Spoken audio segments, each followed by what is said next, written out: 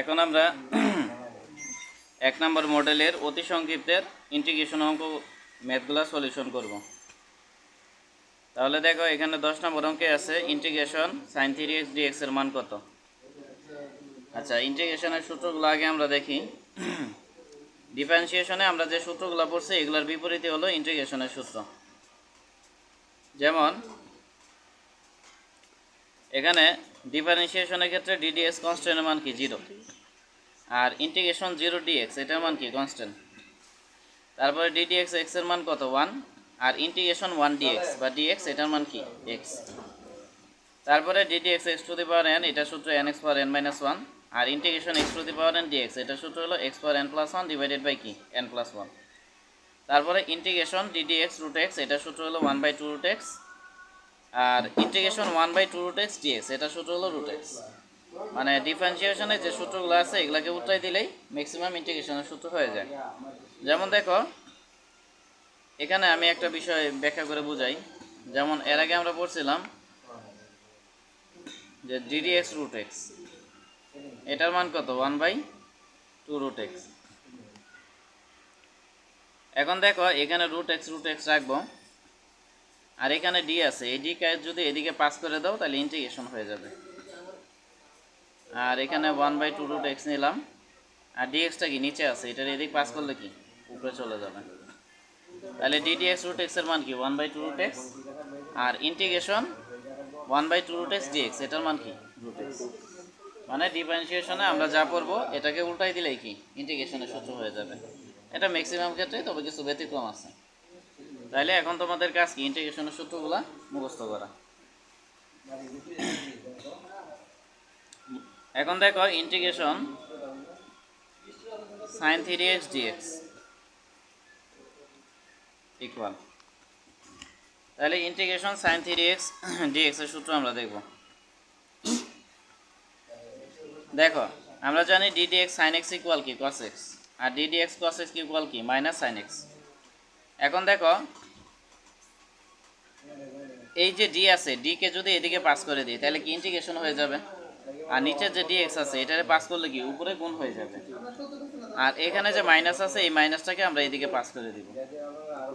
হ্যাঁ, তাহলে integration sin x dx এটা সূত্র কি -cos x। এই জন্য এখানে লেখা হয়েছে integration sin x dx equal কি -cos x। ঠিক আছে, তাহলে বিষয়টা বুঝাইতে পারছি কিনা। আবার বলছি যে এখানে ddx cos x এর সূত্র -sin x। এখানে আমরা জানি ddx cos x = -sin x।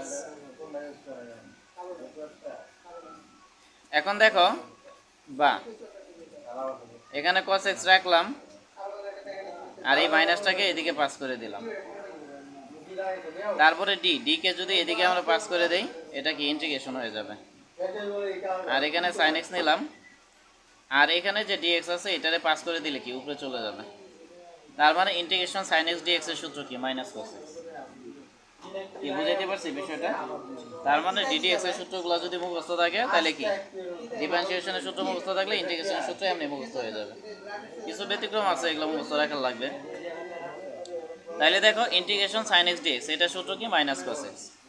তাহলে এখানে sin কে sin ধরবো আর 3x কে আমরা x ধরে নিব। ঠিক আছে, তাহলে সূত্রটা কি হবে -cos x। x মানেই তো 3x। এখন দেখো এই 3x কে যে x ধরলাম এটা প্রকৃতপক্ষে x না, সেই জন্য আমরা কি করব এটাকে আবার ddx করব। 3x কে আবার কি করব ddx করব। ddx করলে এখানে 3টাকে আমরা মনে মনে সামনে নিব, আর ddx x এর মান কত, ddx x এর মান 1। তাহলে 3 এর সাথে 1 গুণ করলে কি 3 ওকে 3 হবে। এখন ডিফারেন্সিয়েশনের ক্ষেত্রে আমরা কি করছি, ডিফারেন্সিয়েশনের ক্ষেত্রে আমরা ddx টা গুণ করছি, আর ইন্টিগ্রেশনের ক্ষেত্রে ddx টা ভাগ করব। কি মনে থাকবে? মানে ডিফারেন্সিয়েশনের সময় আমরা এখানে ddx নিচ্ছি, এইখানে ddx নেওয়া মানে কি গুণ করা। হ্যাঁ, আর ইন্টিগ্রেশনের সময় আমরা কি ddx টা ভাগ করব। ডিফারেন্সিয়েশনের সময় করছি গুণ, আর ইন্টিগ্রেশনের সময় করব কি ভাগ। এখন দেখো এখানে মাইনাসটা নিলাম, cos 3x নিলাম, আর ddx 3x এর মান কি 3 হবে। এটা চাইলে তোমরা সাইডে করে এখানে ডাইরেক্ট 3 বসাই দিতে পারো বা এইভাবে লিখতে পারো, কোনো সমস্যা নাই। তাহলে এখন বলো এই বিষয়টা বুঝাইতে পারছি কিনা? জি সাবির, জি। রিফাতের কোনো প্রবলেম আছে? অনলাইনে রিফাত তোমার কোনো প্রবলেম আছে কিনা? এখন দেখো এরপরে মডেল 2 এ দেখো 8 নম্বর অঙ্ক আগের মতোই, যেটা আমরা একটু আগে করছি, তাহলে এটা হয়ে গেল। আর 9 নম্বর অঙ্ক কি আছে? Integration dx by x। আচ্ছা, এটা বলছি আমি এখানে প্রথমত আমরা 2 নম্বর মডেল লিখলাম, এই 2 নম্বর মডেলের 9 নম্বর। মনে রাখবা যে ইন্টিগ্রেশন দুই প্রকার, একটা হলো ইনডিফিনিট ইন্টিগ্রেশন আর একটা হলো ডিফিনিট ইন্টিগ্রেশন। এখন ডিফিনিট ইন্টিগ্রেশন কি? ডিফিনিট ইন্টিগ্রেশন হলো যে ইন্টিগ্রেশনে আপার লিমিট এবং লোয়ার লিমিট দেওয়া থাকবে, এক কথায় সর্বোচ্চ সীমা এবং সর্বনিম্ন সীমা দেওয়া থাকবে, তাকে ডিফিনিট ইন্টিগ্রেশন বলে। আর ইনডিফিনিট ইন্টিগ্রেশন কাকে বলে? যে ইন্টিগ্রেশনে কোনো লিমিট দেওয়া থাকবে না, তাকে ইনডিফিনিট ইন্টিগ্রেশন বলে। এখন ইনডিফিনিট ইন্টিগ্রেশনের ক্ষেত্রে আমরা যে কাজ করব, এখানে তো কোনো লিমিট দেওয়া নাই আছে, যদি ইন্টিগ্রেশন সাইন তুলে দেই তাহলে একটা ধ্রুবক নিব, এটা হলো সি, এটাকে ইন্টিগ্রেশন ধ্রুবক বলে। এক কথায় ইন্টিগ্রেশন সাইন যখনই আমরা তুলে দিব, যদি কোনো লিমিট না থাকে তাহলে অবশ্যই কি একটা ধ্রুবক নিব, এই ধ্রুবকটা হলো প্লাস সি, এই ধ্রুবকটা কি সি। এখন সি কেন নিলাম? সি নেওয়ার কারণ হলো যে মনে করো তুমি ভাত রান্না করবা বা ধরো ফলের জুস বানাবা, তো ফলের জুস বানানোর ক্ষেত্রে তোমার প্রথম কাজ কি? ফল কিনতে হবে। ফল কেনার পরে তারপরে ফলের যে খোসা আছে এগুলো মাইনাস করতে হবে, মাইনাস করে তারপরে তুমি কি ফল বানাবা।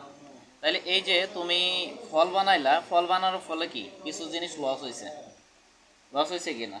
এবার লসটা বোঝানোর জন্য আমরা সি দ্বারা প্রকাশ করি, এই সিটাকে কি বলে? ইন্টিগ্রেশন ধ্রুবক বলে। এখন দেখো এই অঙ্কটা দেখি, ইন্টিগ্রেশন ডিএক্স বাই এক্স। আচ্ছা, না এটার আর কোনো ক্যালকুলেশন নাই, এইভাবে রাখতে পারো। এখন দেখো এর আগে আমরা ডিফারেন্সিয়েশনে একটা সূত্র পড়ছি যে ডিডিএক্স ই ভিত্তিক লগ এক্স ইজিক্যাল টু কি 1/x। আর এটাকে যদি আমরা ইন্টিগ্রেশন করি তাহলে হবে ই ভিত্তিক লগ এক্স, তাহলে 1/xটা রাখলাম। আর এই যে ডি আছে, ডি এদিকে পাস করলে কি ইন্টিগ্রেশন হয়ে যাবে, আর এখানে ডিএক্স নিলাম, তাহলে ডিএক্স এর সাথে 1 গুণ করলে তো ডিএক্সই হবে, তার মানে ইন্টিগ্রেশন ডিএক্স বাই এক্স, এটা সূত্র কি ই ভিত্তিক লগ এক্স। তাহলে ডিফারেন্সিয়েশনে আমরা যে সূত্রগুলো পড়ছি ওগুলাই কিন্তু কাজে লাগছে, এগুলো তোমরা পরীক্ষায় লিখবা না, আমি বোঝানোর জন্য ইউজ করতেছি। তাহলে সূত্র কি হবে? Integration dx by x equal কি ই ভিত্তিক লগ এক্স। এখন দেখো এটা হলো ডিফিনিট ইন্টিগ্রেশন, যদি ইনডিফিনিট ইন্টিগ্রেশন হইতো তাহলে আমরা ইন্টিগ্রেশন সাইন তুলে দেওয়ার জন্য একটা সি নিতাম, কিন্তু যেহেতু এটা ডিফিনিট ইন্টিগ্রেশন সেজন্য থার্ড ব্র্যাকেট নিতে হবে। নেওয়ার পরে আপার লিমিট এবং লোয়ার লিমিট এই দুইটা লিখতে হবে, এক কথায় আপার লিমিট এখানে বি আর লোয়ার লিমিট কি এ, এই দুইটাই লিখতে হবে। এরপরে আমরা লিমিটকে ভাঙাই দিব। লিমিটকে ভাঙানোর নিয়ম হলো প্রথমে এখানে চলো কি এক্স, তাহলে এক্স এর মান একবার হবে আপার লিমিট, আরেকবার এক্স এর মান হবে লোয়ার লিমিট। তাহলে এক্স এর মান যদি বি ধরো তাহলে কি হবে? ই ভিত্তিক লগ বি, সূত্রে একটা মাইনাস নিতে হবে। তারপরে আবার এক্স এর মান আমরা এ ধরবো, তাহলে এক্স এর মান যদি এখানে এ ধরো তাহলে কি হচ্ছে? ই ভিত্তিক লগ এ। তাহলে এটা বুঝাইতে পারছি কিনা? এখন দেখো এখানে ই ভিত্তিক লগ, এখানে ই ভিত্তিক লগ আমরা কমন নিব, তাহলে কমন নিলে কি হবে? বিয়োগের জন্য ভাগ হয়ে যাবে। আমরা জানি লগারিদমের সময় যদি কমন নেই তাহলে বিয়োগ থাকলে ভাগ হবে, আর যোগ থাকলে কি গুণ হবে, তাহলে ভাগ কি হবে? বি ভাগে, এটাই উত্তর। তাহলে বলো এখানে কারো কোনো প্রশ্ন আছে কিনা? প্রশ্ন থাকলে বলতে পারো। তোমার প্রশ্ন আছে? অনলাইনে রিফাত প্রশ্ন আছে?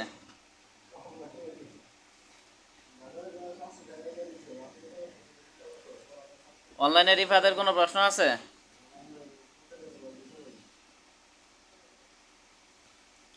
হ্যালো, আচ্ছা এরপরে দেখো আমরা 9 নম্বর অঙ্কটা দেখি, 3 নম্বর মডেলের। তাহলে এটা হলো মডেল 3, কত নাম্বার? 9 নাম্বার। তাহলে ইন্টিগ্রেশন 1/s² dx। আচ্ছা এখন দেখো এখানে এস স্কোয়ার আছে, এটা আমরা নিচ থেকে উপরে তুলব। তাহলে নিচ থেকে যদি উপরে তুলি এটার চিহ্ন কি, এটার পাওয়ার হলো +2। এটাকে যখন আমরা উপরে তুলবো তখন পাওয়ার কি হয়ে যাবে -2। যখন এক্স পাওয়ার -2 হবে তখন এখানে 1-এর কোনো ভ্যালু নাই, কারণ এক্স পাওয়ার -2 এর সাথে 1 গুণ করলে কি এক্স পাওয়ার -2ই হবে। আর এখানে ডিএক্স নিলাম। এখন দেখো আমরা ডিফারেন্সিয়েশনের ক্ষেত্রে পাওয়ারের সূত্র পড়ছি, তো ইন্টিগ্রেশনের ক্ষেত্রে পাওয়ারের সূত্র আছে। এটা একটু ব্যতিক্রম, যে ডিফারেন্সিয়েশনের ক্ষেত্রে পাওয়ারের সূত্র কি ddx x⁴ n = nx ^ n - 1। আর ইন্টিগ্রেশনের ক্ষেত্রে পাওয়ারের সূত্র হলো integration x⁴ n dx = x ^ n + 1 / n + 1।